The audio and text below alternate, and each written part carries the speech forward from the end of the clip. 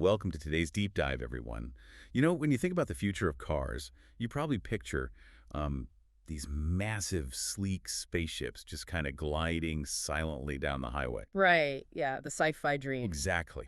But then you actually try to park one of those two-ton behemoths on a tiny city street, and it's like trying to thread a needle with a piece of rope.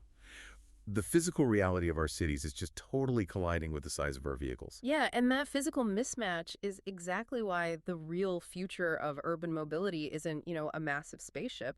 It's actually the silent electric microcar revolution. We're watching a total rethink of, well, how much vehicle a person actually needs. Okay, let's unpack this because right now, Europe's approach to these tiny cars is essentially a monopoly mixed with a fashion show. I mean, Stellantis is dominating what's called the L6E and L7E market. Right, the light quadricycles. Yeah, for anyone unfamiliar, those are basically EU legal classifications for these ultralight vehicles. Because they're strictly capped at low speeds and low weights, they don't have to pass the same heavy crash tests as, say, a full-size SUV. So Stellantis is selling the budget-friendly Citroen Ami and its, more stylish sister, the Fiat Topolino. Yeah, they really cornered that space. Meanwhile, you look at Renault, and they completely halted production on their Mobilize Duo because the costs just got way too high. It's wild. It kind of feels like European microcars are just designer accessories at this point. You either get a stripped-down budget box or you get these premium fashion statements like the Microlino, which is like 15,000 euros for a retro bubble car.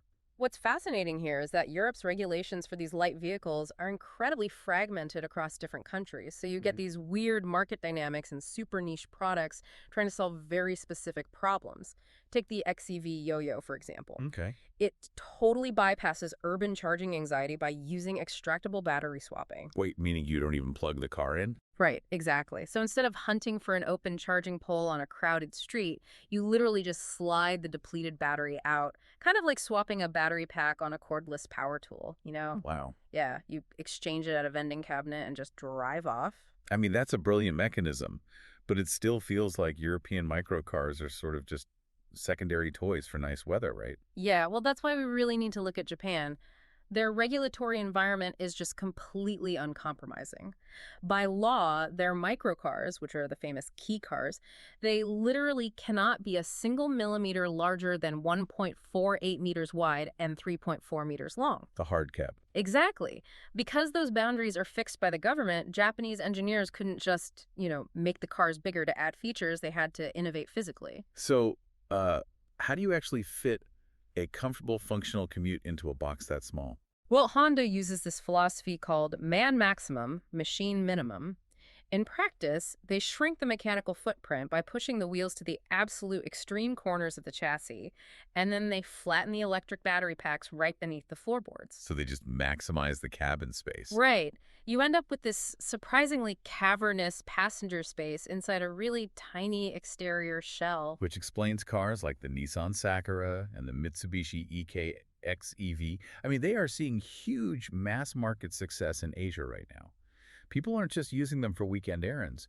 They use them as their primary commuters for, what, an entry price of around 14,000 euros? Yeah, about that. And they're getting like 180 kilometers of range, which is plenty for daily city life. But honestly, maybe I'm just being skeptical here. I have a hard time buying that this translates perfectly to the West. Like, if I'm driving a tiny 14,000 euro box in a freezing European winter and I'm just blasting the heater, wouldn't a small battery just drain instantly? Aren't we basically talking about glorified golf carts at that point? See, that golf cart stigma is exactly what's about to be shattered by the next wave of Asian disruptors. Look at the BYD Racco. It's engineered to deliver up to 320 kilometers of range. Wait, really? 320? Yeah. And crucially, it supports 100 kilowatt fast charging. Which means what in real-world terms for our listeners? It means you can charge the battery from 20% to 80% in about the time it takes to, order and drink a coffee, roughly 20 minutes. That's incredible. It really is. It turns a neighborhood errand runner into a highly capable regional vehicle. And this technology is bleeding directly into logistics, too. Heavyweights like Toyota, Daihatsu, and Suzuki are now sharing these micro platforms to build zero-emission delivery vans. So for like the Amazon packages and takeout orders that are constantly clogging up our streets. Exactly. The eHiJet Cargo, the Pixies van, they are built to completely dominate last-mile logistics. We are watching Asia's utility-first, high-tech manufacturing scale, basically prepare to go head-to-head with Europe's design-led, highly fragmented market. So if these Asian brands export a 14,000 euro vehicle with rapid charging and serious range, European automakers are going to be caught completely flat-footed. Oh, absolutely. This battle is going to decide whether sustainable city driving becomes a genuinely affordable option for you or if it just stays a niche luxury. Thank you so much for joining us and exploring these insights today, everyone. We always appreciate you diving into the research with us. Yeah, it's a massive technological shift, and honestly, the stakes for our cities couldn't be higher. Definitely. But before we sign off, think about this. If these high-tech microcars successfully conquer Western metropolises, how will city planners have to completely redesign our physical infrastructure?